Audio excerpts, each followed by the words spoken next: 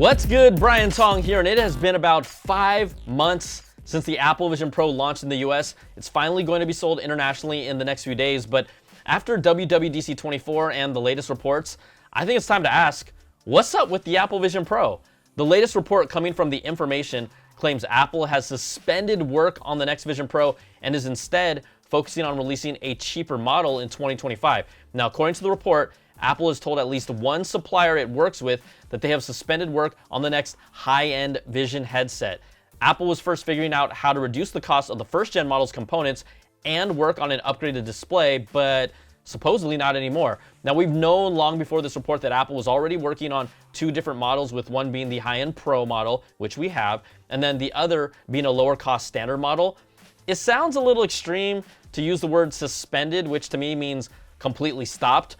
I've got to imagine that they are still working on plenty of things Vision Pro 2 related, but maybe deprioritizing some of them sounds more accurate, at least to me. Now, if you saw my in-depth review and you made it all the way through to everything, thank you. I said it in that video, it still stands today. The Apple Vision Pro is an amazing piece of hardware. The technology is on point, but the price instantly doesn't make it for everyone. In fact, not even for most people. It still gets heavy for me with long-term use. There needs to be more compelling experiences available. It absolutely excels as an immersive video player, but we also need more of that content too. And you know, it takes time for developers to really wrap their heads around it. And with Apple being so secretive, that delayed the process for getting more, I guess, flagship type next level apps out there. Right now, the What If experience from Marvel Studios and ILM Immersive, that to me is one of those key experiences that they need like 10 more of. But they had over a 6-month lead to start working with Vision Pro before the majority of developers could even touch it. And it reminds me a little bit of the days where we had Vader Immortal on Oculus Quest. It was that one cool experience that helped get things going, but it still wasn't enough for me to get one at the time. The difference from then to now is that the Quest was $400 to $500 back then.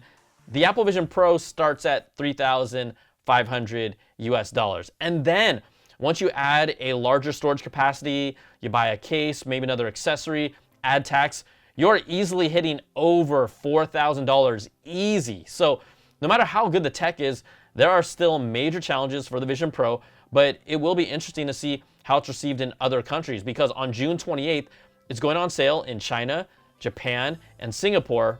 And the Chinese people lead the world in virtual reality adoption. Goldman Sachs predicts that mainland China will account for 1/3 of global VR headset sales this year. So this could be a really interesting time to see how the Vision Pro does in other countries, even with its high price point. And then you got Vision Pro that will release on July 12th in Australia, Canada, France, Germany, and the UK. Now, let's just rewind just a tiny bit to WWDC. I know it's like, a week and a half, a couple weeks ago.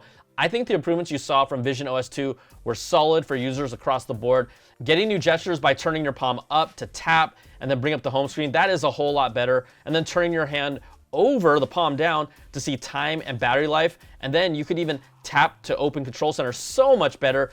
They didn't even show you in the second beta of visionOS 2 where when your palm is turned over, you can also do a tap and hold with your thumb and index finger, and then you scroll left or right. You can adjust the volume control directly from that position instead of staring up in that top corner and then reaching up physically and turning the digital crown. It is a lot slicker implementation. And if you're wondering, where is all my beta coverage? Well, we're not technically allowed to showcase any of it until the public beta, so everyone showing it off is violating the actual terms that you sign and agree to when you access the developer betas, which is don't show it off publicly. So yeah, it's a bummer. Trust me, I have them. I'm using them. I want to do it, but I'll just get into it once the public betas drop. Also, I still don't find spatial computing useful enough for me right now, but they added mouse support and keyboard breakthrough as new features. I think the biggest new feature has to be Mac Virtual Display that will support an even larger ultra wide view. It's literally the biggest feature, and that's compelling for me on the go. Now, they showcase new workflows coming later this fall that will allow creators like myself to start creating immersive video content, which is pretty awesome. You have to have specific camera gear. There's a specific app flow that's coming again later in fall. I definitely want to experiment with that, even if it's for a smaller audience at the moment. I mean, how cool would that be to make a immersive video review or just do something? It's going to be fun and learning all that. But more than anything, we need a floodgate of new immersive content, right? The more immersive videos and shows and projects, the better. No one can literally match what Apple has here with the Vision Pro and what they can do in that area. I also don't know how long it's going to take. I know Apple's already testing it out on the field at MLS soccer games, football games, American soccer, yeah, globally football. But when we start seeing sports games in immersive video at the high fidelity it's capable of, and then switch cameras during the game in real time live, that is a killer app that no one will have. It's just a matter of when it comes out. And I think also one other mention, sports has shown to be really inventive with Vision Pro. Everything from the NBA app, which I showed off in my review, which went bonkers. You also got the PGA app where you can see the strokes on a 3D render map, and the MLB app where you have the strike zone. I mean, this is all of an area that is capitalizing on the potential of the Vision Pro, and sports should not be ignored, especially with other sports leagues apps that will end up getting on board.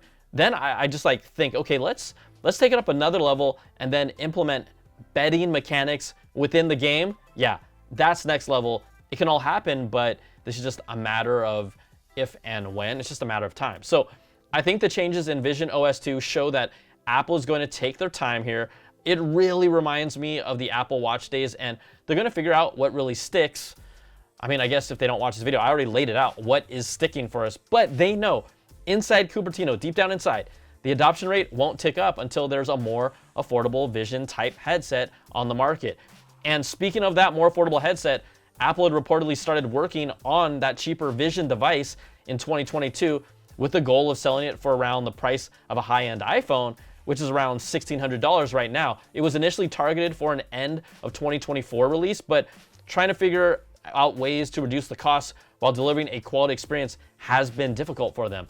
Reports say Apple wants to keep the same high-end components for the Vision Pro's display, but put them in the lower cost model while reducing the weight by a third.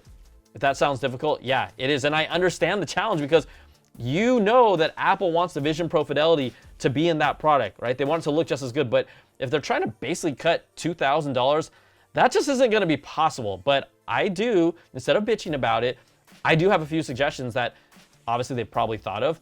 Okay, so number one, I know they were trying to be different, right? But getting rid of the display that shows your eyes on the outside for people to see you, we don't need that. And you'll instantly save some weight and cost just by getting rid of that. You can also do different materials that aren't as premium, lighter in weight for the design of the lower cost headsets. But I think the biggest and boldest move would be to put a chip in the iPhone that can support the Vision Pro's display. Basically, put an M2 level chip in future Pro level iPhones or iPhones so you can plug in your iPhone to handle all that processing. I know, yes, sure, it's another thing to tether to, but since the Vision Pro is more of a sit back experience, it's not a walk around and move experience yet, I don't think it would bother people that much, especially if you get the price that lower. That would reduce a ton of weight, a ton of costs, and would be a device that their loyal user base, the iPhone users, will almost definitely already have. And I don't know if Apple would be that bold, but if that's what their goals are, they could absolutely do it, and it would allow them to reach that lighter and more affordable Vision product. I also think that there's one thing that they're really missing, and that is, pardon the expression, low-hanging fruit. You get it? Well, we're seeing wearables and that industry, to me, split up into really three types of wearable glasses products. You have the higher end headsets like, or the more costly ones, the Vision Pro, Meta Quest, those are offering more immersive experiences. Then you have this other class, this glasses that are sleeker designs and video players. They're being used to connect to external devices and used more like media viewers for game consoles, portable gaming, movies as well. So that's something like the X-Real Air 2 Pro and others. Killer for travel and killer for entertainment use. And then you have the approachable glasses with some tech, but not a lot, right? The Ray-Ban Metas look just like glasses you normally wear. Totally doesn't feel like a tech product, but it's also not trying to be super high tech. This to me is a genius product and collab that has garnered the most attention and buzz, at least within the creators and even consumers, with a lot of intrigue. And of those three, as a content creator, the one that I've worn the most are the Ray-Ban Meta glasses. Sometimes I just use them as shades and nothing else. But also, I think its biggest turnoff, and it's a big one, is that it's a Meta product. So what am I doing here? I'm telling Apple, the market isn't saturated in this spot. they could do something like this, work with Warby Parker, make a low-tech, approachable smart glasses that takes calls, plays music, takes some photos and videos at a high fidelity with an approachable, not techie design. Again, just go off the design of the glasses from Warby Parker and Apple's trusted privacy approach. That's going to be the hugest thing.